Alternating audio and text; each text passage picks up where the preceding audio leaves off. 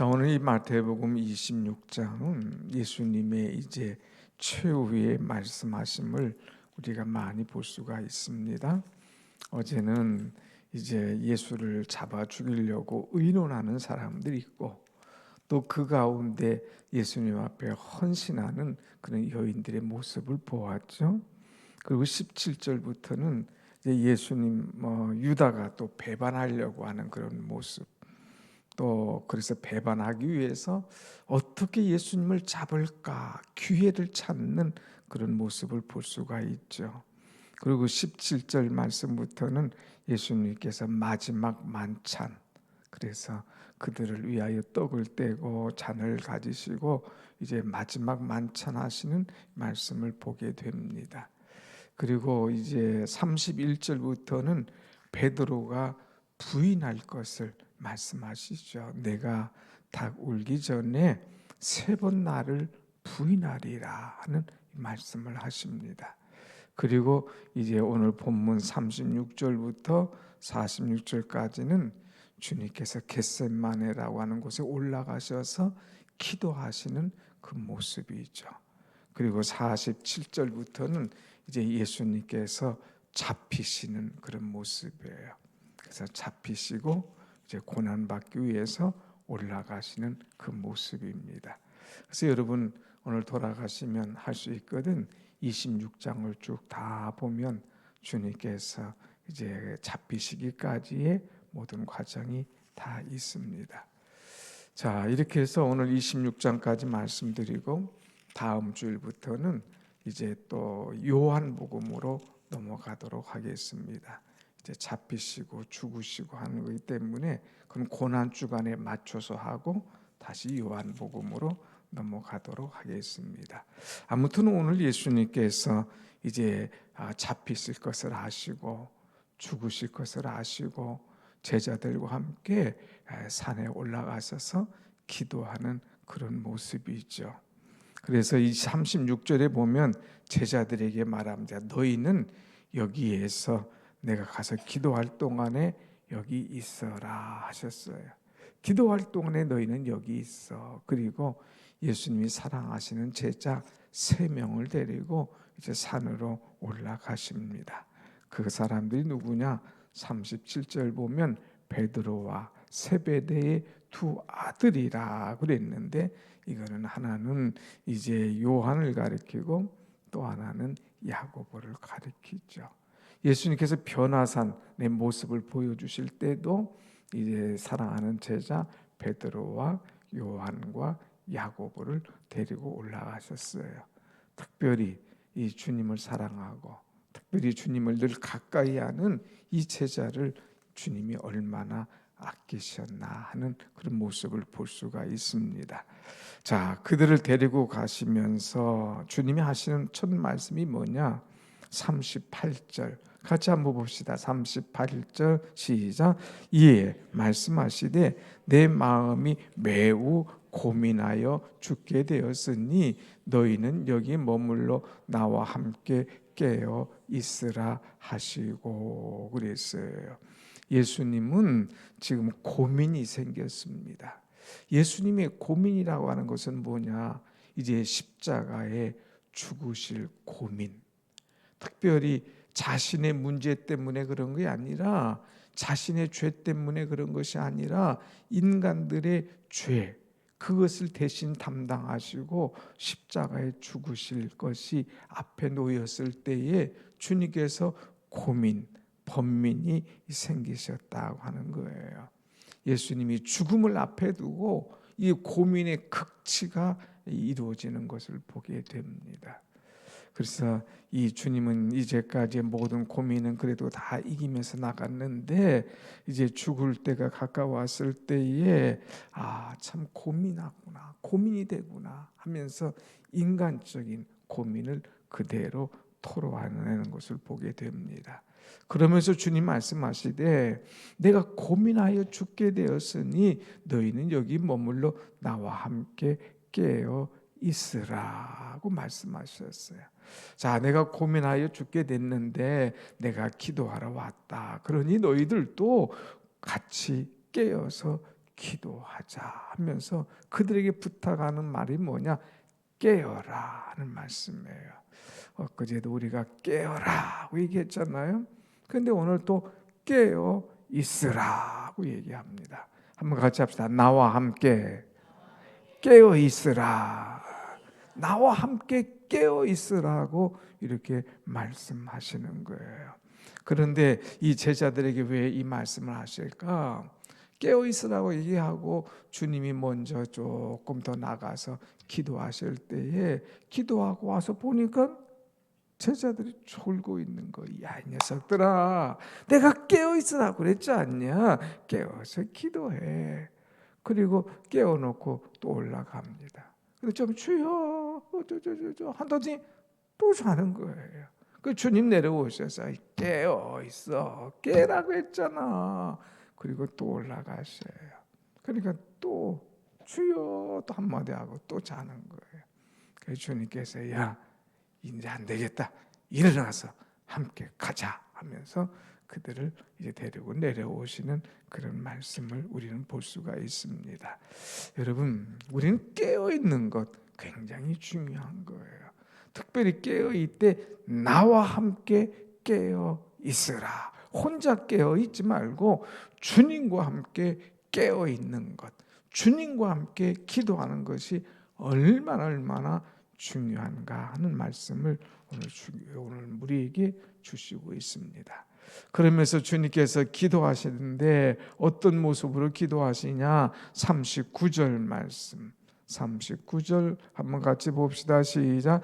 조금 나아가사 얼굴을 땅에 대시고 엎드려 기도하여 이르시되 내 아버지여 할만하시거든 이 잔을 내게서 지나가게 하옵소서. 그러나 나의 원대로 마옵시고 아버지의 원대로 하옵소서 하시고, 우리가 깨어서 기도할 때 무엇보다도 간절히 기도해야 된다는 거예요. 간절히. 그냥 깨어 있는다고 눈만 뜬다고 되는 게 아니에요. 간절히 기도해라. 예수님은요 그들보다 조금 더 나아가사 그랬어요. 제자들이 기도할 때 방해가 될 수가 있거든요. 또 기도 소리가 또 크게 날 때 또 이들이 그 소리를 듣고 또 와서 주여 그럴 수가 있나이까 또 뭐뭐 할 수도 있는 이런 방해가 있을 수 있거든요. 그러니까 주님께서 그들과 조금 떨어져서 나아갔어요. 그리고 얼굴을 땅에 대시고 엎드려 기도하여 땅에 얼굴을 대시고 탁 기도하는 거예요. 이것은 뭐예요? 다른 것에 신경 쓰지 않고 다른 것 보지 않고 하나님 앞에 집중하면서 기도하는 그런 모습이죠. 여러분, 우린 집중해야 돼요. 집중을 하지 못해. 말씀을 들을 때도 집중하지 못해. 기도할 때도 집중하지 못해. 그냥 주여 하고 1분 2분 하면 끝나버리는 그런 기도가 아니라 집중해서 주님 앞에 간절하게 우리는 기도하는 그런 모습이 있어야 된다는 거죠. 그래서 여기 보면 이제 얼굴을 땅에 대시고 엎드려 기도하여 이르시되 그랬어요. 여러분, 우리는 하나님 앞에 간절하게 집중하면서 기도할 때에 이것이 더 은혜의 기도요, 이것이 더 기도에 몰입이 된다고 하는 거예요. 우리가 기도할 때 이렇게 보면 한 1분, 2분, 5분 정도는 이렇게 가다가 그 다음부터는 기도에 깊이 들어가게 되는 거예요. 그러니까 여러분, 기왕의 새벽에 오셨으니까 조금 기도의 시간을 늘려서 집중해서 깊이 있는 기도할 수 있는 그런 우리가 되어야 됩니다. 주지물로는 기도하러 나왔느냐? 잘했다. 조금 더 집중해서 간절하게 기도할 때에 하나님의 응답이 온다고 하는 거예요. 오늘 우리 청년들도 오늘 또 많이 왔는데 집중해서 간절하게 공부할 때도 집중하잖아요. 그것처럼 기도할 때도 집중해서 간절하게 기도해야 된다는 거죠. 두 번째는 이제 깨어서 기도하라는 말씀, 무슨 말씀이냐? 41절 말씀 보세요. 41절 40절부터 봅니다. 40절 시작. 제자들에게 오사 그 자는 것을 보시고 베드로에게 말씀하시되 너희가 나와 함께 한 시간도 이렇게 깨어 있을 수 없더냐? 시험에 들지 않게 깨어 기도하라.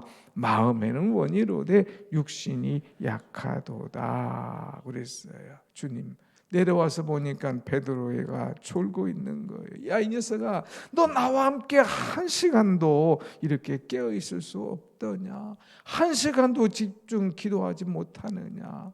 그러면서 시험에 들지 않게 깨어서 기도하라. 지금 계속 말씀이 반복돼요. 깨어 기도하라. 한 시간도 깨어 있지 못하냐?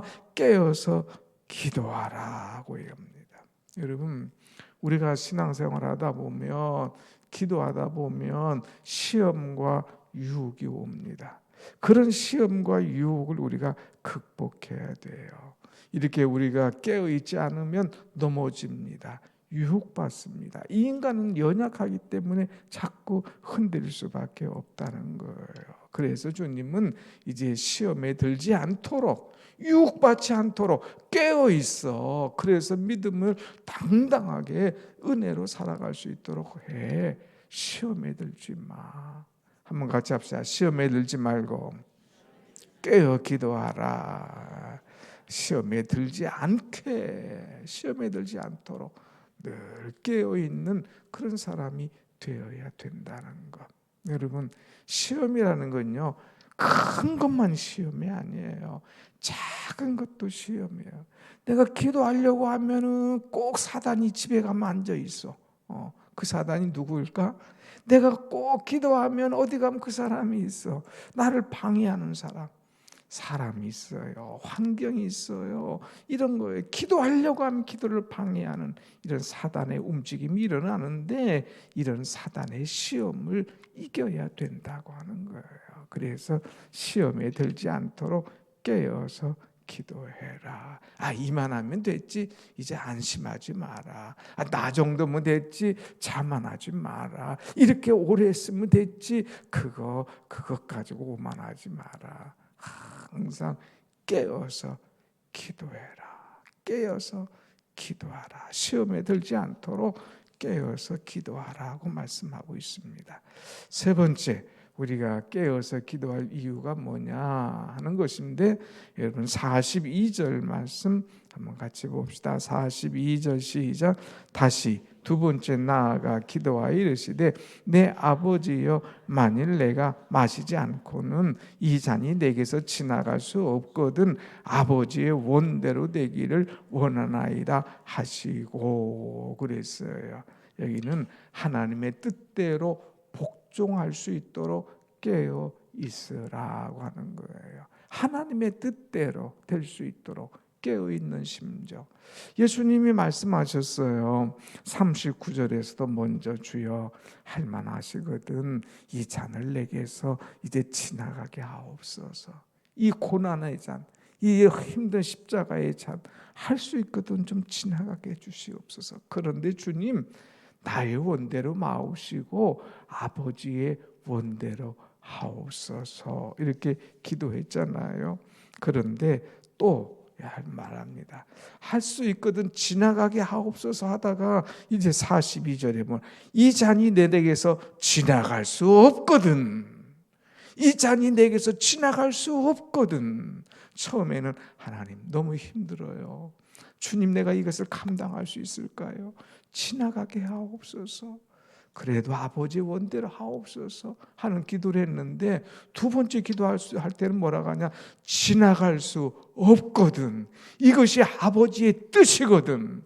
나의 원대로 마옵시고 아버지의 원대로 하옵소서. 나의 바라는 것은 이거예요. 1번이에요. 그런데 하나님은 2번을 말씀하시거든요. 안 돼요. 하나님이 1번이에요. 1번 주세요. 우리는 고집할 수 있잖아요. 그런데 주님의 기도는 그게 아니었어요. 지나갈 수 없거든. 아버지의 뜻이 2번이거든. 아버지의 뜻을 이루어 주시옵소서 하면서 자기 뜻을 주장하거나 자기 뜻을 고집하는 그런 기도가 아니라 아버지의 뜻을 따르는 그런 기도를 드리는 모습을 보게 됩니다. 사랑하는 여러분, 우리는 기도할 때 철저히 하나님의 뜻이 뭔가, 나를 향한 아버지의 뜻을 분별하고 그 뜻을 따를 수 있는 그런 기도가 깊은 기도요, 은혜의 기도요, 주님 기뻐하시는 기도인 줄로 믿습니다. 아멘. 그래서 내 뜻과 내 생각을 주님 앞에 복종시킬 수 있는 사람이 되어야 돼요. 내가 원하는 것 이거잖아요. 간절한 것 이거잖아요. 그러나 주님은 이것이다 말씀하시면 내 뜻이 아닌 주님의 뜻에 복종하는 그런 기도, 그것이 우리의 기도가 되어야 될 것이다 하는 것이죠. 아무튼 주님은 이제 나와 함께 깨어 있으라 이렇게 몇 번 말씀하셨는데 깨어 있지 못하고 졸을 때에 주님 말씀하십니다. 45절, 이에 제자들에게 오사 이르시되 이제는 자고 쉬어라. 보라, 때가 가까이 왔으니 인자가 죄인의 손에 팔리느니라. 아이고, 야 이제 그만 자고 이제 쉬어. 이제 다 끝났어. 그리고 나서 마지막 주시는 말씀이 뭐냐? 한번 같이 합시다. 46절 시작. 일어나라, 함께 가자. 보라, 나를 파는 자가 가까이 왔느니라 하는 거예요. 일어나라. 이제 깨어 있어요. 너희들 언제까지 잘 거냐? 이제 일어나라. 그리고 나와 함께 가자 하는 말씀을 주고 있어요. 여러분, 이 말씀을 잘 들어야 돼요. 일어나라, 나와 함께 가자. 이 말씀을 무슨 말씀입니까? 믿음의 결단을 말씀하는 거예요. 기도만 할 때가 아니야. 이제 기도했으면 자리에서 일어나는 거 중요한 거야. 언제까지 여기 우리가 있을 거냐? 일어나자. 이제는 믿음을 실천하기 위해서 일어나야 돼. 실천하는 것이 얼마나 중요한가 하는 거예요. 여기서 우리가 기도만 하고 있을 게 아닙니다. 기도할 때에 하나님께서 가르쳐 주실 때에 하나님의 뜻을 깨달았을 때 일어나서 나가는 것, 일어나서 실천하는 것이 얼마나 중요한 거예요.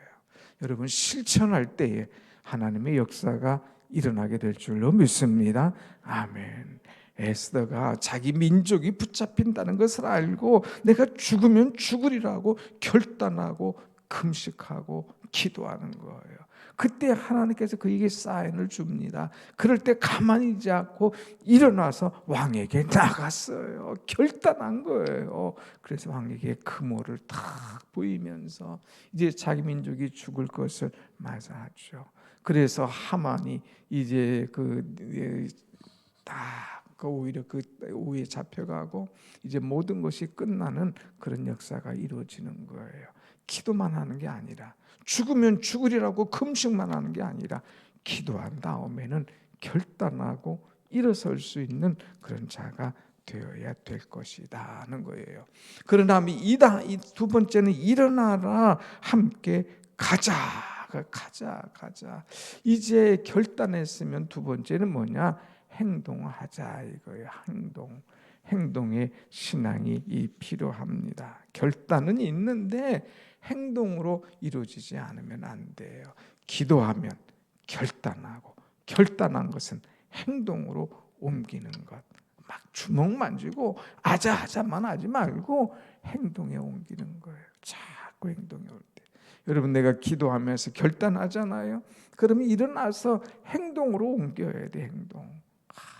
그것이 안 되니까 매일 신앙이 그 자리에 머물러 있는 거죠. 그래서 행동으로 옮기는 거예요.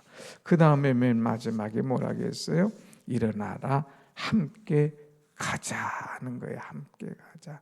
주님 말씀하시면요, 아까도 38절에 나와 함께 깨어 있으라, 함께라고 말씀했어요. 오늘도 여기 보면 일어나라, 함께 가자.